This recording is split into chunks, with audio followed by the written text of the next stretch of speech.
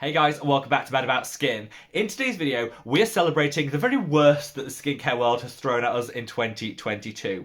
I've already covered off the best in show with my recent skincare awards video that I'm going to leave a link to up there, but I want to flip that on its head and talk about the biggest skincare fails of 2022.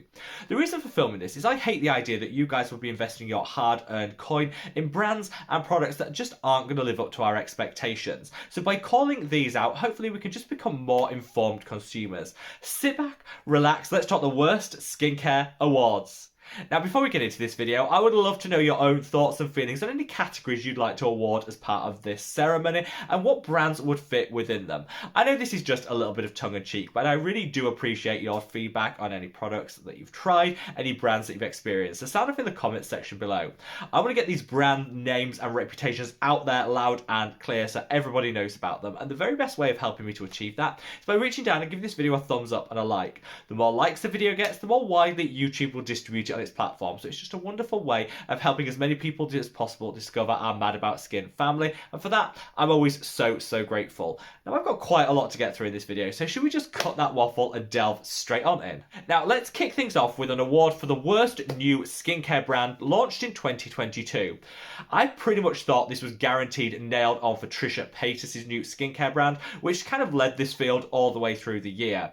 I covered my thoughts and feelings on that in a video, which is linked in the description box below, but they had like the sunscreen that wasn't really a sunscreen. They had their products that came expired, moldy. There was flecks of hair and things in them. It was all just a hot mess from start to finish. However, Trisha was actually pipped to the post for this award right at the last minute by Brad Pitt. Yes, you heard that right. Brad Pitt now has a skincare line.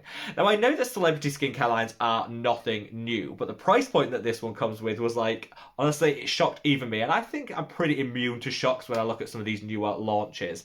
So here's La Dominique, which I don't think I'm pronouncing right, but honestly, this brand isn't going to be around long enough to kind of make it worthwhile actually understanding how to pronounce it. It's focused on wine and using wine and its benefits for skincare. This isn't new. Claude Lee have been doing this for quite some time. Vintner's Daughter is quite a bougie brand, but still cheaper than this. And the whole line is way overpriced. So he's selling a 30ml, basically a resveratrol serum for €350. That's around $300 for a resveratrol serum. The same thing is available at The Ordinary for like £8. There is nothing new here. The packaging is so clunky and didn't appeal to me, though of course, you know, maybe other people absolutely love it.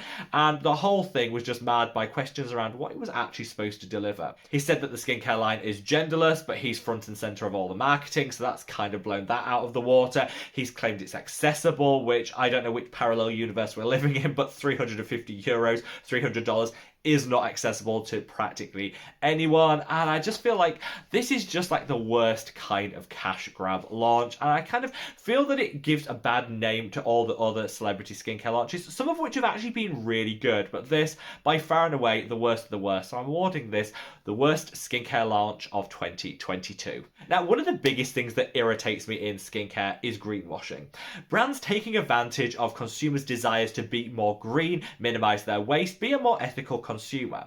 Greenwashing, though, is where brands decide they know that we as consumers want that, but they don't really want to put the effort into actually doing anything different. So they kind of come up with some statements or some claims that make them look like they're environmentally friendly, eco-conscious, but actually are doing nothing at all. We've seen claims in the past, like one brand claimed to be kind to trees. What does that mean? We had another brand that said that they're going to increase their social profile of their products.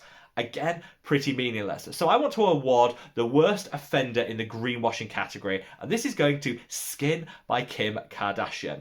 Another celebrity skincare launch. Honestly, they are coming off quite badly in this thing, but I haven't deliberately targeted celebrity skincare lines. But this is definitely the worst in class when it comes to greenwashing. So proudly displayed on most of their marketing and advertising material is that you don't have to just buy the same component time and time again. They have a refill option. I was really impressed with this because I thought, okay, you can save a little money because the refills are a lower price point than the originals, save some packaging. Who doesn't love that? Then when you look at the refills, you realise they're exactly the same product. You're not actually saving any packaging whatsoever. There's a small cost saving, but you could actually just buy the refills in the first place because they're actually functioning products in their own right. The only thing you're getting by buying the original collection is this thing. It looks like a tube, like a toilet roll holder that you kind of put on top of it. It's really not necessary. So actually, I think the reason this is greenwashing is they could have done away away with the extra like loo roll component to it and just launch with the refills, which look gorgeous in their own right. Just a standalone product, and that way you wouldn't have had to charge us that extra money for something that's just unnecessary excess packaging.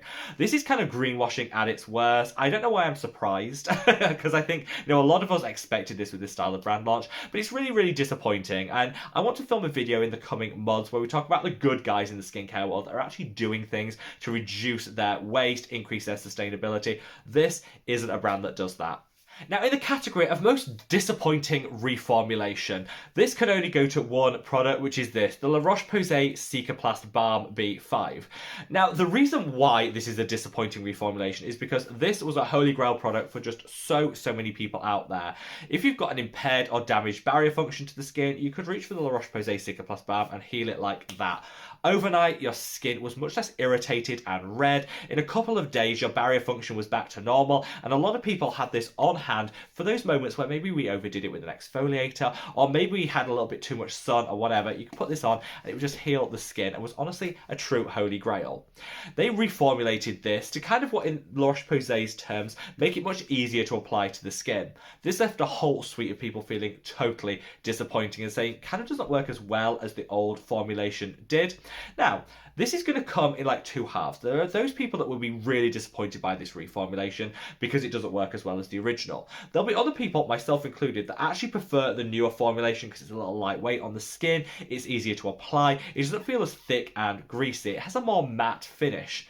But of course, the problem is they are kind of two different products now, and I wish that La Roche-Posay had actually just launched the new formulation alongside the old one so people could kind of choose what they wanted. Market the original as like best for dry skin, and market the newer formulation as like an updated version for oily and acne prone skin. That way there's a little something for everyone and you kind of don't have to disappoint half of your audience. I think the reason I want to give this the worst reformulation award is because it is genuinely going to be polarizing. There are people which will absolutely love the new formulation and those that will stop buying the product altogether, and I think La Roche-Posay have missed a trick here of just launching a new product alongside the old holy grail for like best results for the consumer. Now, should we come on to the worst individual skincare product award? I've excluded sunscreens from this because they're coming up next, but for me I had to award this to this. This is the Selfless by Hyram Peptide Q10 and Ginger Antioxidant Serum. So I was really excited when this was announced because I love some antioxidant action in my skincare routine, and they announced it with roughly half the price of their other serum. So I thought, okay, they're listening to feedback, they're reducing the overall price point of the line, which has to be a good thing. Then you read the ingredients and you just realise it's the Inky List up to their old tricks again. So if I was to say this is the Peptide Q10 serum, you would expect that it contains coenzyme Q10, right? Well, it doesn't. So this is possibly the only Q10 serum on planet Earth that doesn't actually contain Q10. They've got around this by including a peptide, which is trademarked Peptide Q10, which some studies have shown over time in the long run will increase the rate of natural coenzyme Q10 production in the body. So that's great. And actually, I think that peptide could be a wonderful addition to your skincare routine. But it doesn't contain Q10. And when you reach for a product that has Q10 all over it, you don't think, oh, maybe that's a trademarked peptide. You think it's got coenzyme Q10 in it. And this just left people so disappointed and saying, really, this is kind of like the worst type of misleading product delivery and marketing out there. This was somewhat compounded by, when the release video that Hyram filmed, there was a little bit of a misunderstanding around coenzyme Q10, which he called bisabolol, which actually is a calamine extract. So I think he genuinely believed that there was coenzyme Q10 in this, and the Inky List kind of duped us all, including the founder of the brand, into thinking that it was. It's not. It's actually got very few antioxidants in here. There are so many better, more affordable antioxidant serums on the market. So I think that, coupled with the marketing, means this has to be the biggest product launch fail of 2022. I did pick one of these up in TK Maxx the other day to kind of just try it out on the skin, see, and it has a nice texture to it, so it's not a complete disaster. And if you bought it, definitely use it because that ginger will give you some marginal antioxidant benefit. But for me, this was a firm pass. I think I paid, what did I pay? £3.99. Originally, I think this was supposed to be £14. So you can get a really good saving on this if you hop over to TK or TJ Maxx at the moment. But I think the reason they're selling it at that low price is it's just not really delivered for the consumer. So it hasn't been selling the units they hoped for. And I think with this one, it's back to the drawing board. Now, I said we'd have a separate category for sunscreens, and there was no competition. Absolutely zero challenge to the worst sunscreen award going to the Glow Recipe Niacinamide Sunscreen. Oh, this was a hot mess from the start. I think made worse by the fact that a lot of the influencers that really love Glow Recipe desperately tried to sell it and say how amazing it was, and you can see on their skin it was just an absolute travesty. So Glow Recipe is a brand beloved by many people, and I know it's got its holy grails and its fans, and some of their products are really good. It's not a brand that I tend to buy from a whole lot because of their higher price point, but definitely some of their products do deliver for the skin. This product though was just a disaster from day one. So they launched it to great fanfare, saying how amazing it was going to be. It was going to give you that gorgeous glowy skin, but a verified SPF of 50. Now, I will say for them, they did put their SPF through testing, so it's independently verified, which I love, and they released the data on that. So 4 marks for transparency, but for performance, 0 out of 10. So people were showing this on camera saying, this is the new sunscreen, I got an exclusive first look, let's put it on. It visibly pilled on everyone's skin. People said that it literally burnt and irritated their eyes. People that then went on to buy it thinking maybe they'd have a different experience equally called out for just being really bad. And then influencers started to say, actually it's fine as long as you don't use any other skincare under it. Who buys a sunscreen that you can't layer into a skincare routine? Some people have said, yeah, it does burn the eyes, but kind of just don't use it on the eye area. Why? You should absolutely be protecting this area of the skin like the rest of your face. So I'd say if you're paying upwards of like $40 for a sunscreen that you can't use in your skincare routine and you shouldn't apply it around the eyes because it burns, probably there's going to be a better option out there. This is now being pulled, so you can't get this on the Glow Recipe website anymore. So I think they're probably reformulating. I do wish them all the success bringing back a newer version of this in the future, and I'd be willing to put it through its paces and try it. I think sometimes, not all no brand can just hit it right all the time. And so I think going back to the drawing board and coming out with something better is always going to be a good thing. So I'll watch with eagle eyes and keep you guys updated. Now, finally, I want to end on the most overpriced skincare brand of 2022. And this I'm proudly awarding to the Dr. Barbara Sturm skincare line. Ridiculously overpriced, bougie, for what are pretty bog standard formulations and ingredients which honestly you can get a lot cheaper at the drugstore. Now, I know that Dr. Barbara Sturm as a skincare company don't really like people bad-mouthing. They're quite keen to click the whole defamation trigger on videos if someone speaks badly about their products, which honestly I think always speaks to a brand that has something to hide, and this is also quite disappointing. Lots of content creators that have called them out as saying, honestly, this brand isn't worth the money, then gets defamation strikes against their videos. Not good. Because honestly, it's not defamation if it's true. And this brand is way overpriced. A hyaluronic acid serum that's commanding like £300 price point when you can get like the ordinary hyaluronic acid for a fraction of that. You can even go bougie and reach for Neo that has multiple different molecular weights of hyaluronic acid, more than is in the Barbara Sturm one, for like 1/10 the cost. You don't need to be paying Dr. Barbara Sturm prices, and I think, the ethics of the brand, the way that they approach, people that say maybe this isn't for them, all of it is just shady. And so I'd say if you've tried anything from the Dr. Barbara Sturm line, look to the drugstore. You can then reinvest that hard-earned coin you saved in other things that bring you joy and happiness, which you won't be getting from the Dr. Barbara Sturm skincare line. So there you have it, guys. A rundown of what I call like the skincare Razzies. The golden raspberries of everything that's bad in skincare.